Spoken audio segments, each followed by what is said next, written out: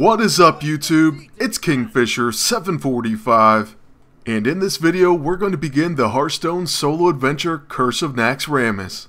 As I'm sure many of you know, the Curse of Naxxramus released just yesterday, and so far we have the Arachnid Quarter. They plan to release a new quarter every single week, but for now this is the only wing open. Right now what we're going to take a look at is the first time I open up this solo adventure, and then I'm going to go boss by boss, defeating each one in a new video.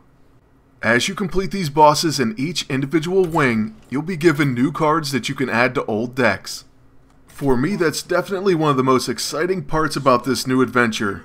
Now, as you can see, under the Naxxramus tab, there is a normal, class challenge, and heroic tab. At first, the only option that you can click on is normal mode, but as we progress through this adventure, we will be unlocking new options. For now, let's begin by taking on the Arachnid Quarter, starting with the first boss. Just like in World of Warcraft, this is going to be the first boss of the Spider Wing, Anub'Rekhan. Now, as we're gaining access to the Necropolis, I do want to point out that you want to log in as soon as you can, because you will unlock the Arachnid Quarter for free. But I believe you need to log in during this first week to do so. Also, once it's unlocked, you get to keep it forever. You will not lose access to it. So yeah, my advice is if you've been on the fence about this game, but you did plan on playing it, now would be the perfect time to log in. You can download and play it for free, and like I said, you will get the Arachnid Quarter also unlocked for free. But I do believe you'll have to pay for it after this week if you haven't already gotten it. After unlocking the Arachnid Quarter, you'll gain access to the first boss. However, the other bosses remain locked until you defeat the previous boss. The reward for Anub'Rekhan is going to be the Haunted Creeper ×2. This is a 1/2 beast that costs 2 mana crystals and has a death rattle ability. When this creature dies, it will summon 2 1/1 spectral spiders. That's not too bad for our first reward, so let's go ahead and try to win those cards. By the way, from time to time you will see Kel'Thuzad, and he does add some pretty interesting and often humorous dialogue. I believe for this first boss I'm going to use my Druid deck, which is probably my best deck. It's definitely the one I feel most confident in and the most comfortable with. But I'll be honest, I have no idea what I'm up against in Anub'Rekhan. Oh, and check out the loading bar, clearing trash. That had to be one of the most annoying things about raiding. But it actually kind of annoyed me even more when you would try to sneak around it, because someone always died, and it ended up being more trouble than it was worth. But anyways, this opening hand is so-so, and I think we're only going to keep Wrath. Let's hope for a little bit better starting wise, and well, it doesn't get too much better. Instead, it gets worse. But we do get the first turn, and it looks like we're going to draw into Arachnid the Fire Lord. That's something we definitely can't play for quite some time. Anub'Rekhan, on the other hand, plays a brand new card, a Death Charger, which is a 2/3 for only 1 mana crystal. And to make matters even worse, it has Charge, but it does deal 3 damage to your hero when it dies. Well, it is definitely going to die this turn because I'm going to use a Wrath on it. So we are going to kill their minion, and it will deal 3 damage to their hero. That's going to be it for our turn, and now we'll see what other new cards they have in store for us. Each of these bosses also has a unique ability that they could use. But nope, he went with another Death Charger. This one, unfortunately, we don't have a Wrath for, and we end up drawing Blood Mage Thalnos. So I'm just going to play a Harvest Golem, and that's going to be it for our turn. Okay, and now we get to see yet another new card. It's an Arubar Weblord. It causes minions with Battlecry to cost 2 more mana crystals. Luckily, my Druid deck doesn't really have a lot of Battlecry. Oh, and just in case you missed it, Anub'Rekhan used a Mortal Coil, which is a Warlock card. He's definitely not a Warlock, so that's pretty interesting. On my turn, I don't know if I should use my Swipe or a Keeper of the Grove. I think I'm going to play my Keeper and then deal 2 damage to that Death Charger.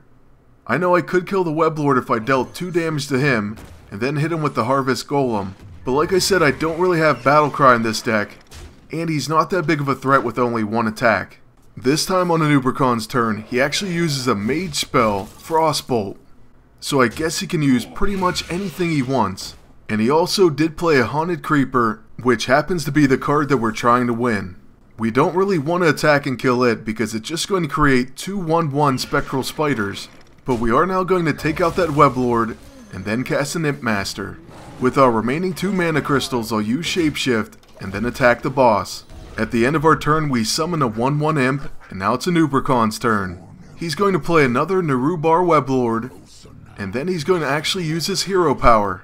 For 2 mana crystals, he can summon a 3/1 Nerubian. It would have been nice to have our imp to attack it, but instead he killed it with a haunted creeper. So I think it's time to finally use our swipe. We'll target the 4 health Weblord, and then we'll clear the board. And then they do get 2 1/1 spectral spiders. We'll finish one of these with our hero, and then we'll take out the other one with the imp master. So currently we have the health advantage, and we have the only minions on the board. But here comes another brand new card, the Shade of Naxxramus. Then Anub'Rekhan also uses his ability, and a mana coin. With that he's going to cast another card, and it will be a new one, the Nerubian Egg. By the way, the Shade is a 2/2 that gains a +1/+1 at the start of their turn. The Egg has Death Rattle, summon a 4/4 Nerubian. Unfortunately the Shade does have stealth, but as far as that Egg, we're just not going to attack it. Well, actually I spoke too soon. I do have an evil plan. It probably would be a good idea to ignore it, but instead, I'm going to first take out the 3/1 with our imp, then use our shapeshift and our remaining minion to attack the Egg. I'm then going to play Blood Mage Thalnos and a Wrath to finish off the 4/4 Nerubian. But was all that necessary? Probably not.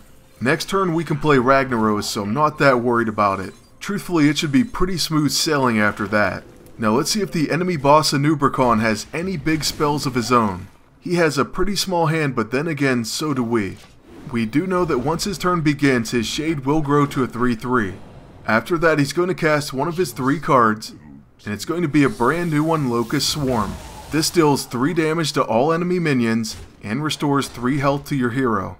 That's a pretty decent card for him, but we do have Ragnaros coming, and that's going to mean 8 damage to his Shade or to his hero. Hopefully it's going to be his hero, but you never know with these things, and either way it's going to help out. Okay, so we do hit their Shade, and now they're going to play another card, Stone Skin Gargoyle. At the start of your turn, restore this minion to full health. Okay, and for some reason they chose to destroy him and only deal 1 damage to us. That was a pretty dumb move, but I guess they don't have too many options. What we're going to do is play a Violet Teacher, then an Argent Squire, followed by Power of the Wild. Then with our next turn we should be able to use a Savage Roar, and this one should be over.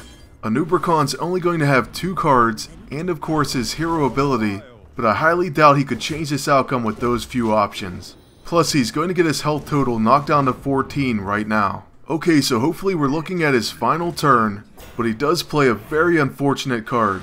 It's an Abomination with Taunt, and when it dies it deals 2 damage to all characters. This is going to take out one of our characters, but at least Argent Squire does have Divine Shield. On this turn we are pretty much going to play all of our cards, as well as Shapeshift, and see if we can do enough damage to end this battle. After using our Savage Roar, with our 4/2 we're going to attack that Abomination. This is perfect because that Death Rattle would finish him off anyways. And you know what, even as I thought that, I accidentally used the Argent Squire instead, which takes her out. So that was a really big mistake, but if Ragnaros' 8 damage still hits their hero, this game is going to end on this turn. So let's see if we're lucky enough to have that happen. And it does. So that is going to be the end of the first boss of the Arachnid Quarter. That's 1 down and 2 to go. I am going to try to post a boss a day, so we'll start with Grand Widow Fairlena tomorrow.